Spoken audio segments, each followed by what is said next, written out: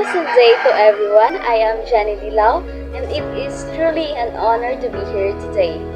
In introductions, we will explore the vital role that external factors play in shaping business decisions and strategies. In this chapter, we will learn about the macro environment and its significance to organizations.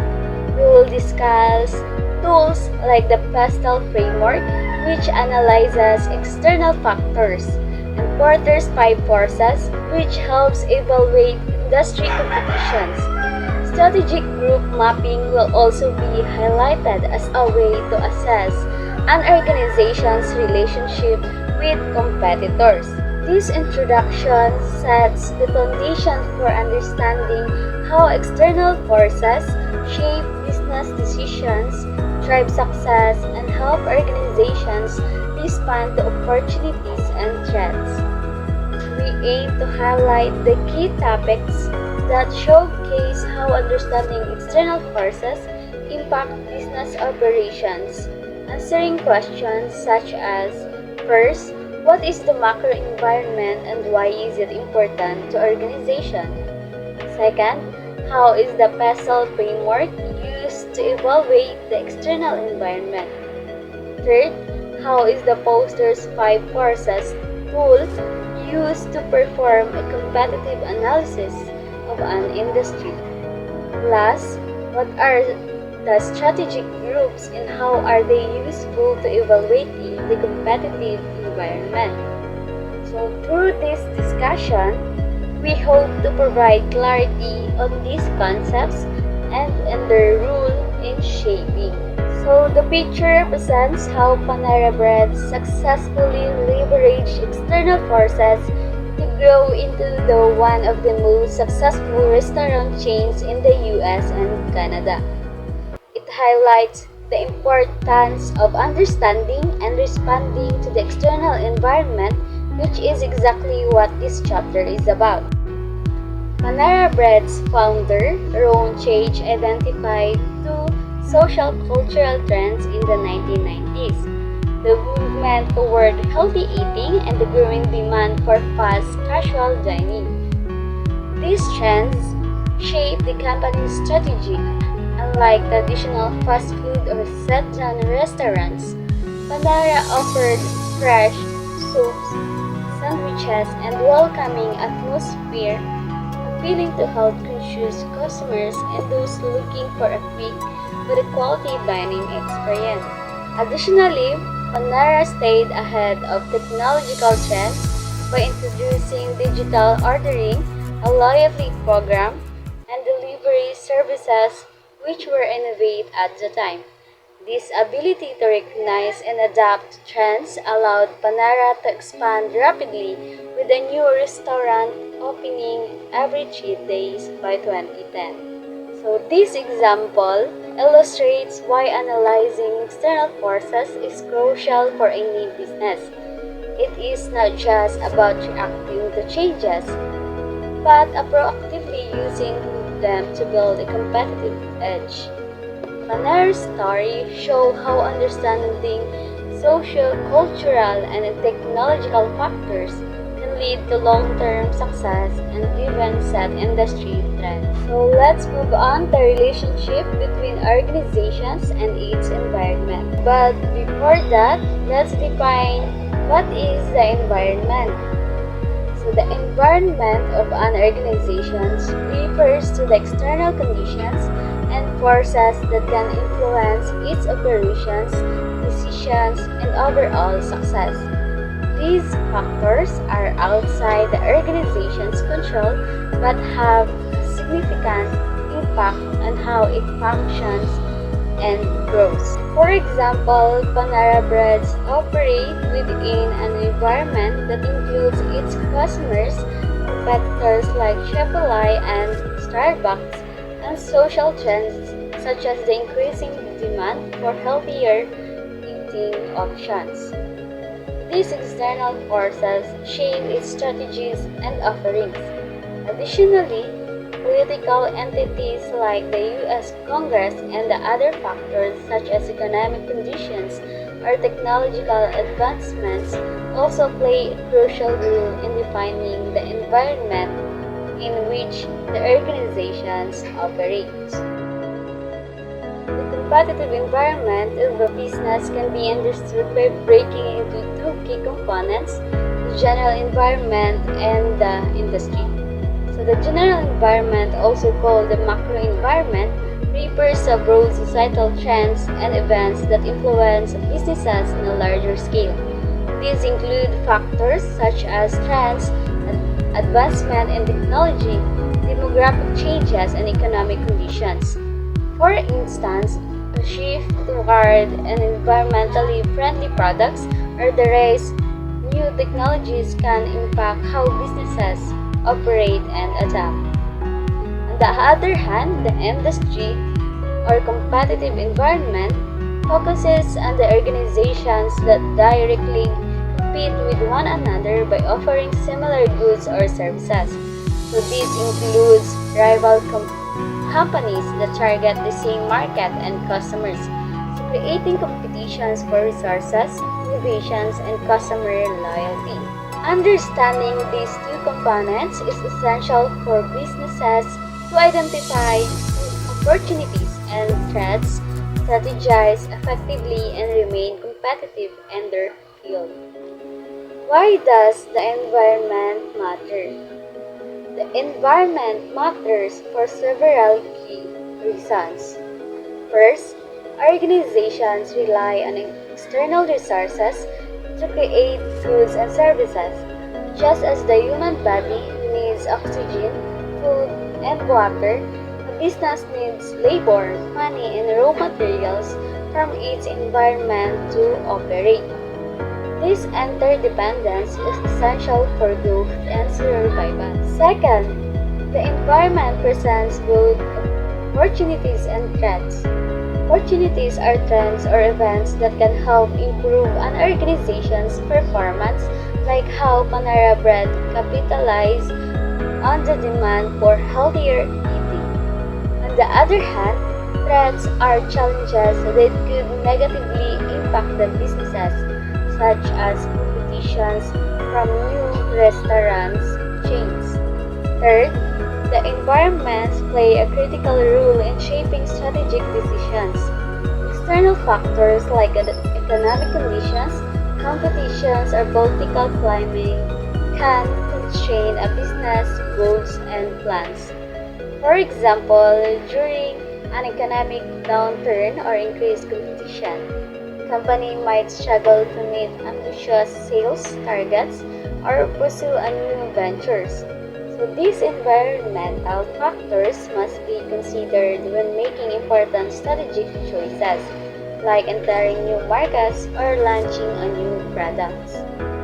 In short, businesses must constantly monitor and adapt to their environment to trade and avoid potential pitfalls.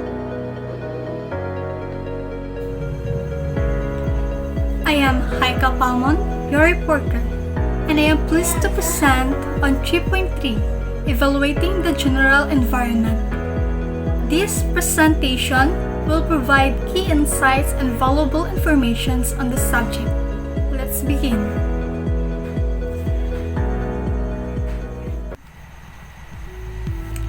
The elements of the general environment. Pastille analysis. Pastille analysis is one important tool that executives can rely on to organize factors within the general environment and to identify how these factors influence industries and the firms within them. Pastille is an acronym, meaning it is an abbreviation formed from the initial letters of the other words. Pastille reflects the name of the other 6 segments of the general environment. Number 1, political. Number 2, economic. Number 3, social-cultural. Number 4, technological. Number 5, environmental. And number 6, legal. Wise executives carefully examine each of these 6 segments to identify major opportunities and threats and then adjust their firm's strategies accordingly. Table 3.1, Pastille Framework. Examining The general environment involves gaining an understanding of key factors and trends in broader society. Pestle analysis is a popular framework for organizing these factors and trends and isolating how they influence industries and the firms within them. In the table, we describe each of the 6 dimensions associated with pestle analysis: political, economic, social-cultural, technology, environmental, and legal. P is for political. The political segment centers on the role of governments in shaping business. These segments include elements such as tax policies, changes in trade restrictions, and tariffs, and the stability of governments. Stated differently, the political segments consist of the way that the government is involved in the economy or an industry. Immigration policies is an aspect of the political segment of the general environment that offers important implications for many different organizations. For example, how to approach migrant labor in the United States has been a hotly debated dilemma. Some hospital executives have noted that immigrants lacking legal status put strains on the healthcare system because these immigrants seldom can pay for medical services, and hospital by law cannot turn them away from emergency rooms. However, many industries such as a hospital, construction, agriculture, to name a few, rely heavily on migrant labor in its many forms, so political forces directly impact an industry's ability to thrive. Examples of several key trends representing political factors in the general environment are illustrated in Table 3.2, Political Factors. Figure 3.3, proposals to provide support for business are often featured within political campaigns.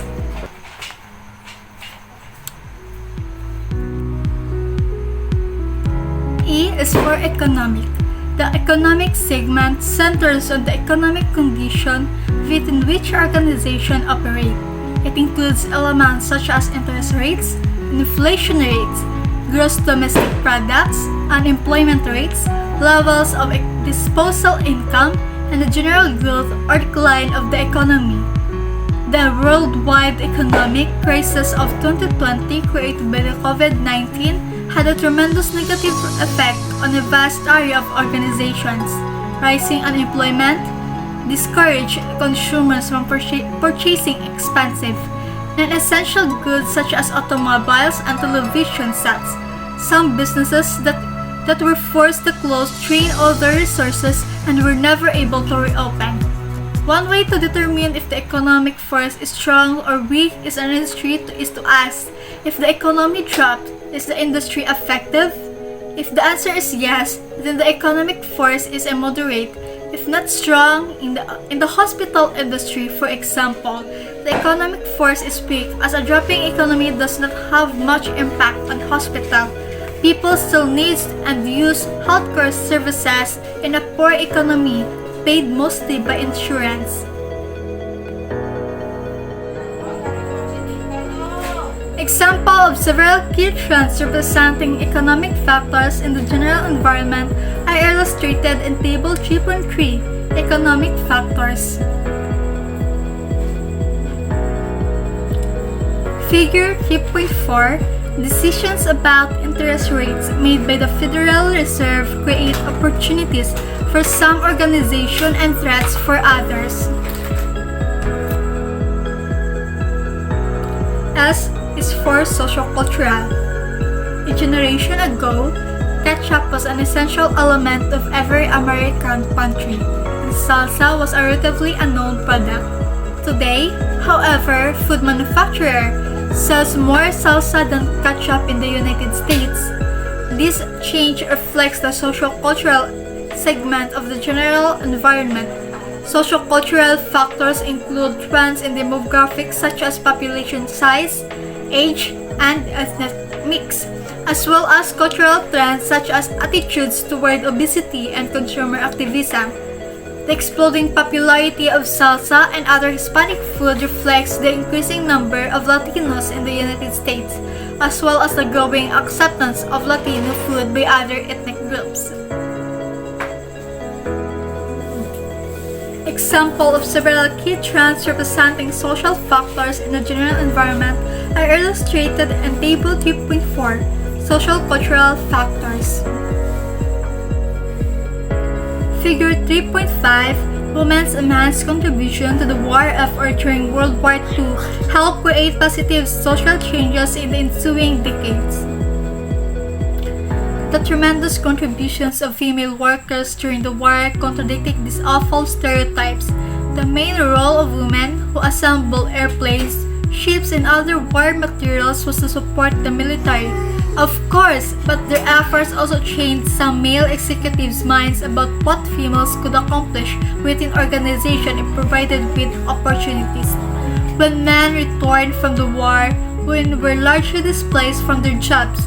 Inequities in the workplace are still pervasive today, but modern attitudes among men toward women in the workplace are much more enlightened than they were in 1943. Nevertheless, as a strategic decision maker, it is important to note that social and cultural trends like this take many decades to change significantly.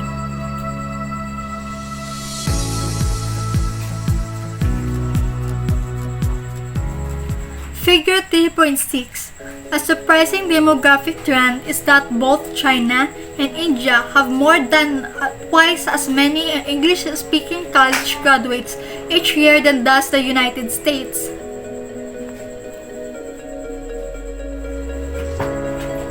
T is for technological.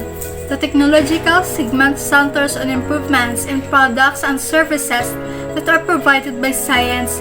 Relevant factors include, for example, changes in the rate of new product development, increase in automation, and advancement in service industry delivery. One key features of modern era is the ever-increasing pace of technological innovation. In 1965, Intel co-founder Gordon E. Moore offered an idea that has come to be known as Moore's Law. Moore's Law suggests that the performance of microcircuit technology roughly doubles every 2 years. This law has been very accurate in the decades since it was offered. Examples of several key trends representing technological factors in the general environment are illustrated in Table 3.5, Technological Factors.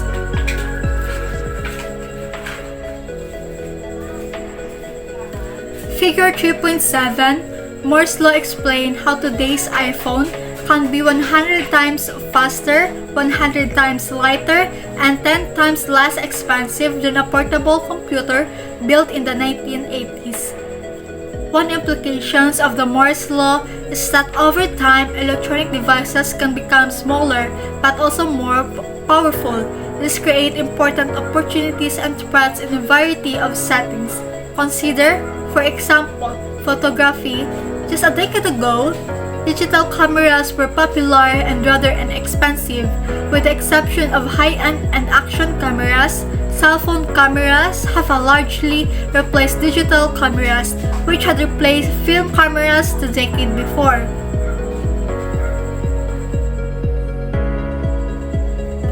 E is for environmental or ecological. The environmental segment involves the physical and ecological conditions within which an organization operates. It includes factors such as natural disaster, pollution levels, global warming, and weather patterns. The threat of pollution, for example, has forced municipalities to treat water supplies with chemicals. These chemicals increase the safety of the water but detract from its taste. This has created opportunities for businesses to provide better tasting water. Rather than consume cheap but bad tasting tap water, many consumers purchase bottled water. Global warming has created the need to restrict greenhouse gases by reducing the burning of fossil fuels. The electric car industry is a result of this environmental force. Most of automobile manufacturers have electric cars as part of their product lines. Examples of several key trends representing environmental, ecological factors in the general environment are illustrated in Table 3.6, Environmental Factors.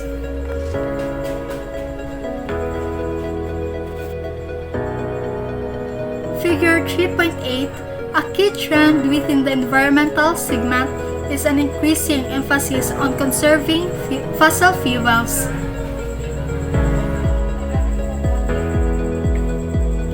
L is for legal.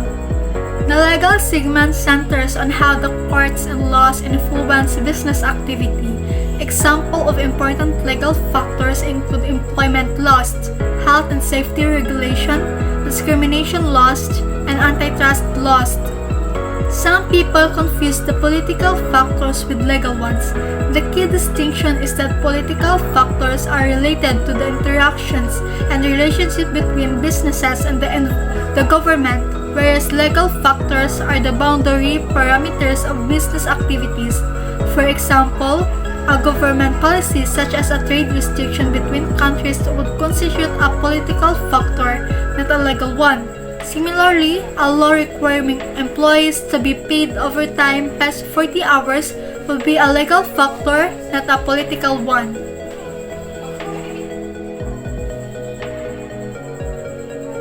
Example of several key trends representing legal factors in the general environment are illustrated in Table 3.7, Legal Factors. Figure 3.9. A key legal trend in recent years is forcing executives to have greater accountability for the corporate misdeeds via laws such as the 2002 Sarbanes-Oxley Act.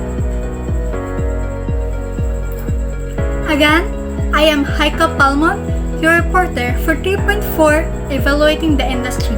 This presentation will provide key insights and valuable information on the subject. Let's begin.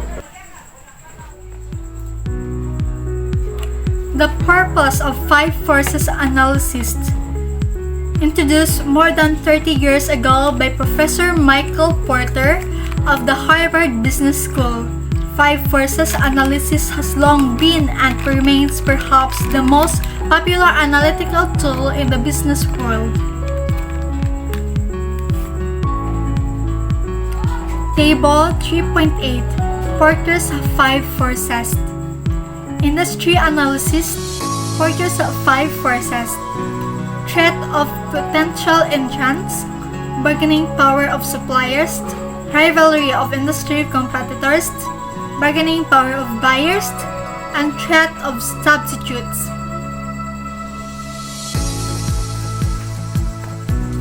Figure 3.10, Porter's five forces.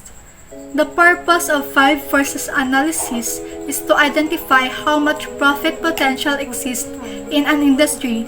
To do so, five forces analysis considers the interactions among the competitors in industry, potential new entrants to the industry, substitutes to the industry's offerings, suppliers to the industry, and the industry's buyer. If none of these five forces works to undermine profits in the industry, then the profit potential is very strong. If all forces work to undermine profits, then the profit potential is very weak. Most industries lie somewhere in between these extremes. This could involve, for example, all five forces providing firms with modest help or two forces encouraging profits while the other three undermine profits. Once executives determine how much profit potential exists in an industry, they can then decide what strategic moves to make to be successful. If the situations look bleak, for example, one possible move is to exit the industry.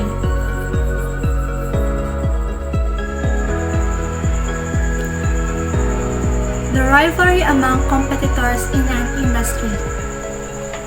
The competitors in an industry are firms that produce similar products or services. Competitors use a variety of moves such as advertising, new offerings, and price cuts to try to outmaneuver one another to retain existing buyers and to attract new ones. Because competitors seek to serve the same general set of buyers, rivalry can become intense. Subway faces fierce competition within the restaurant business. For example, this is illustrated by a quote from the man who built McDonald's into a worldwide icon. Former CEO Ray Kroc allegedly once claimed that if any of my competitors were drowning, I'd stick a hose in their mouth. While this sentiment was hopefully just a figure of speech, the announcement in March 2011 that Subway had surpassed McDonald's in terms of numbers of stores, this intense rivalry has led to Subway having 10,000 more stores worldwide than McDonald's in 2020.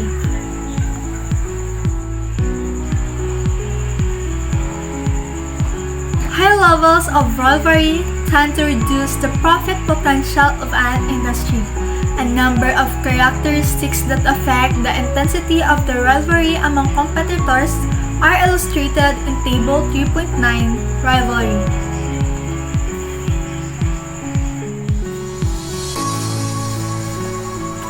Industry concentration refers to the extent to which large firms dominate an industry. Buyers and suppliers generally have more bargaining power when they are from concentrated industries. This is because the firms that do business with them have fewer options when seeking buyers and suppliers. One popular way to measure industry concentration is to via the percentage of total industry output that is produced by the four biggest competitors. In the table 3.10 are examples of industries that have high 80% to 100%, medium 50% to 79%, and low below 50% level of concentration are illustrated in table 3.10 Industry Concentration.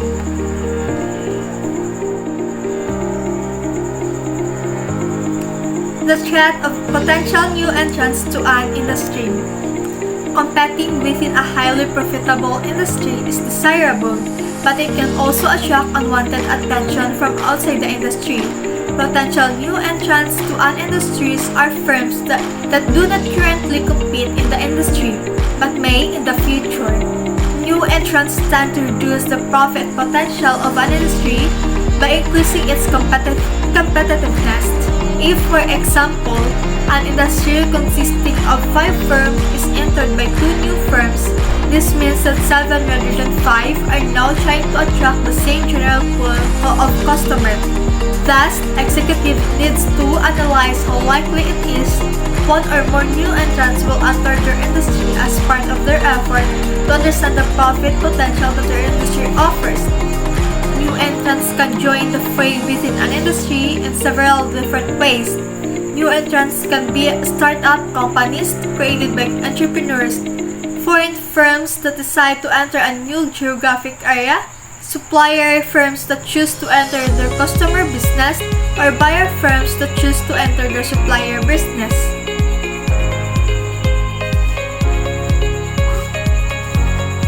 Figure 3.11.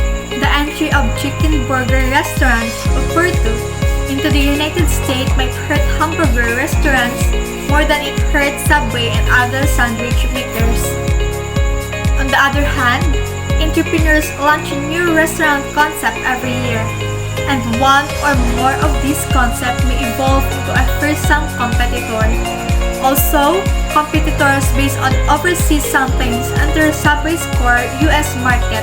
In February 2011, Australia-based Oporto opened its first US store in California.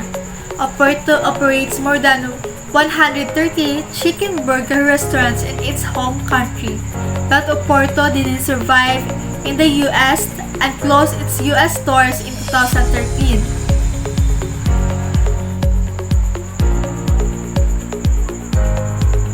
The Great Wall of China effectively protected China against potential raiders for centuries. The metaphor of a high wall as a defense against potential entrants is a key element in Porter's 5 forces model. Industries with higher barriers to entry are in a safer defense position than industries with lower barriers. In Table 3.11, new entrants describe several factors that make it difficult for would-be invaders to enter an industry. Table 3.11, new entrants. Economies of scale, capital requirements, access to distribution channels, government policies, differentiation, switching costs, expected utilization, cost advantages, and dependent of size. The threat of substitute for an industry offerings. Executives need to take stock not only of their direct competition but also of players in other industries that can steal their customer. Substitute are offerings that differ from the goods and services provided by the competitors in an industry, but that fill similar needs to what the industries offer. How strong of a threat substitutes are depends on how effective substitutes are in serving an industry customer.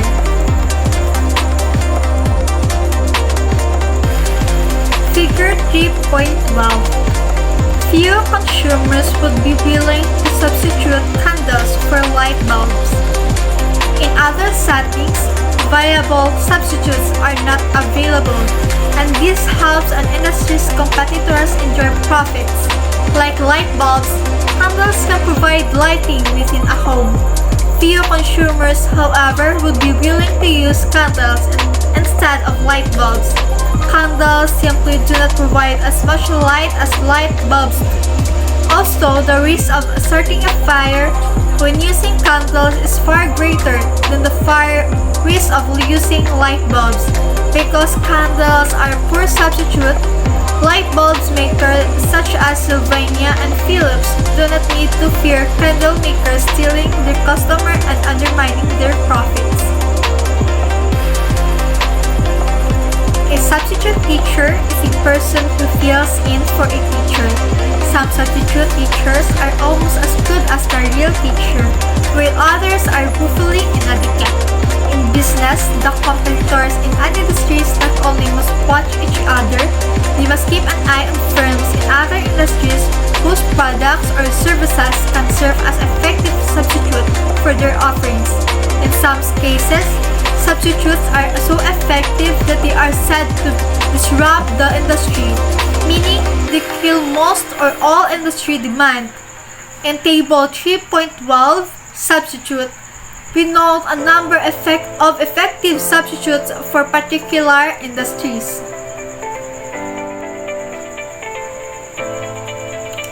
The power of suppliers to an industry. Suppliers provide inputs that the firms in an industry need to create the goods and services that they in turn sell to their buyers. A variety of supplies are important to companies, including raw materials, financial resources, and labor. For restaurant firms such as Subway, key suppliers include such firms as Cisco that bring various food to their doors, restaurant supply stores that sell kitchen equipment, and employees that provide labor. The relative bargaining power between an industry competitors and its suppliers helps shape the profit potential of the industry. Suppliers have greater leverage over the competitors than the competitors have over the suppliers, then suppliers can increase their prices over time. This cuts into competitors' profit margin and makes them less likely to be prosperous. On the other hand, if suppliers have less leverage over the competitors than the competitors have over the suppliers, then suppliers may be forced to lower their prices over time. This threatens competitors' profit margin and makes them more likely to be prosperous. Thus, when analyzing the profit potential of their industry, executives must carefully consider whether suppliers have the ability to demand higher prices. A number of characteristics that impact the power of suppliers to a given industries are illustrated in Table 3.13, Power of Suppliers.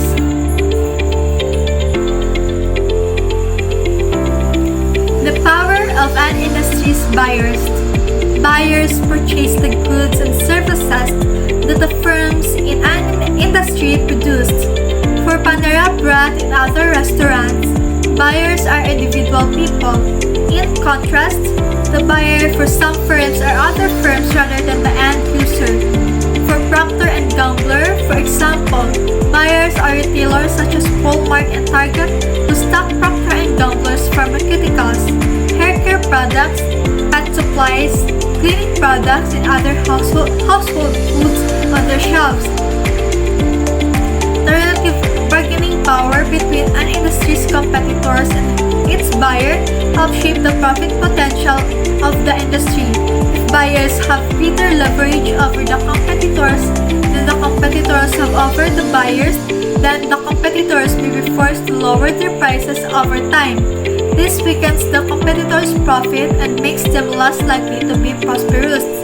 On the other hand, if buyers have less leverage over the competitors than the competitors have over the buyers, then competitors can raise their prices and enjoy greater profits.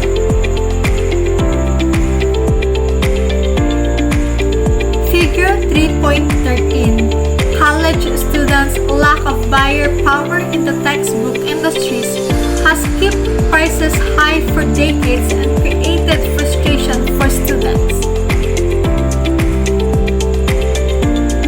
The number of characteristics that impact the power of buyers to a given industries are illustrated in Table 3.14, Power of Buyers.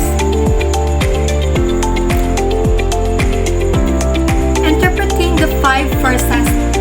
When using Porter's 5 forces tool, it is important to note the strength of each 5 forces that are analyzed. The forces are typically ranked as strong, high, moderate, medium, or weak, low. If these competitive forces within an industry are high, then the profit potential in that industry is low. Strong forces indicate high competition for the profits within that industry, making it a less desirable industry to be in. Conversely, if the forces within an industry are generally weak, this indicates a stronger potential for profit and desirable industries to be in. A mixture of strong and weak forces means there is a profit potential, but there exist competitive forces within the industry that can dilute to profit potential. Upon doing Porter's 5 forces analysis, companies should make an informed decision on entering that market and how they might compete given the various strengths of the forces.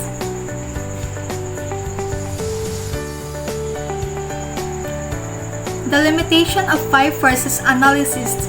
5 forces analysis is useful, but it has some limitations too. The description of 5 forces analysis provided by its creator, Michael Porter, seems to assume that competition is a zero-sum game, meaning that the amount of profit potential in an industry is fixed. One implication is that if a firm is to make more profit, it must take that profit from a rival, a supplier, or a buyer. In some settings, however, collaboration can create a larger pool of profit that benefits everyone involved in the collaboration. In general, collaboration is a possibility that 5 forces analysis tends to downplay. The relationships among the rivals in an industry, for example, are depicted as adversarial. In reality, these relationships are sometimes adversarial and sometimes collaborative. General Motors and Toyota compete fiercely all around the world, for example, but they also have worked together joint venture.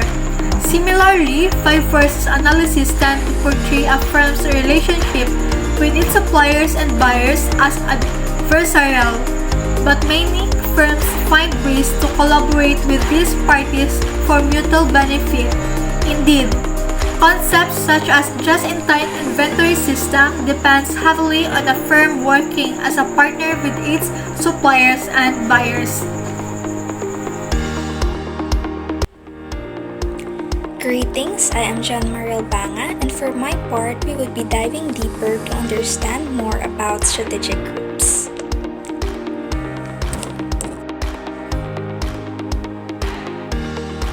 Strategic groups are groups of companies within an industry that use similar strategies.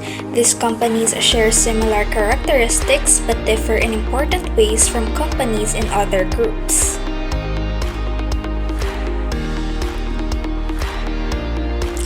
Recognizing strategic groups is important for several reasons. First, the companies in the same group are often a firm's closest competitors. When evaluating their performance or planning strategies, executives usually compare their firm to others in the same group. Some strategic groups may not matter to a firm. For instance, Jollibee doesn't compete with fine dining restaurants like La Cabrera or Spiral in Sofitel. These businesses face mobility barriers that prevent them from easily switching groups.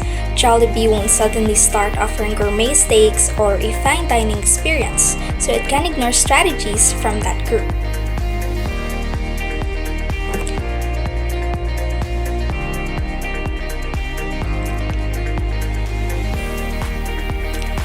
Second, observing how firms and other strategic groups operate can provide new ideas for success.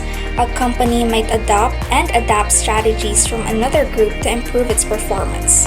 For example, during economic downturns, restaurants like Max and Mang Inasal might offer discounts or combo meals to attract cost-conscious customers. While firms like Jollibee already have low prices as an advantage, with quick service and affordable meals, Max or Mang Inasal might be tempted to explore simpler, faster dining models to appeal to similar customers.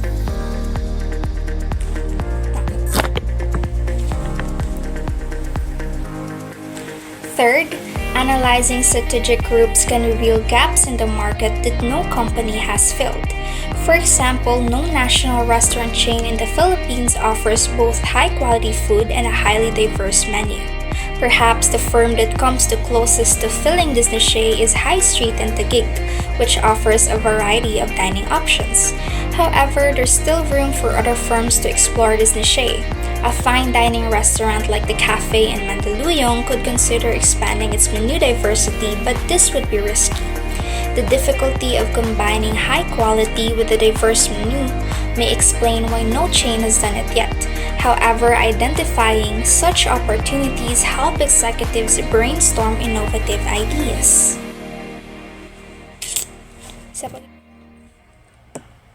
Designing a strategic group map.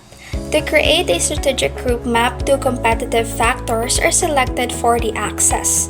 For instance, the vertical axis could represent price, while the horizontal axis could represent the variety of locations or the range of services offered.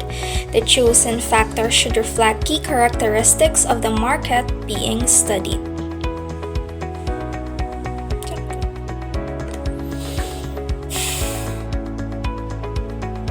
Once firms are plotted on the map, natural groupings can be identified and circled. The most intense competition usually happens within these groups.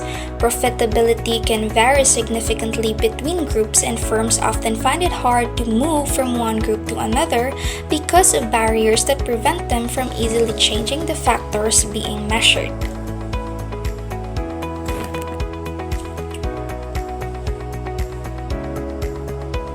To finally conclude our report, this chapter outlines key factors that executives need to consider when assessing the external environment to guide their organizations effectively. Executives must stay aware of trends and changes in both the broader environment and their specific industry, as both can shift significantly over time. Pastel analysis helps understand the general environment, while Porter's 5 forces helps analyze an industry's profitability and competition. Strategic groups are crucial for identifying close competitors that have a greater impact on a firm. By using these tools to monitor the environment, executives can greatly improve their organization's chances of success.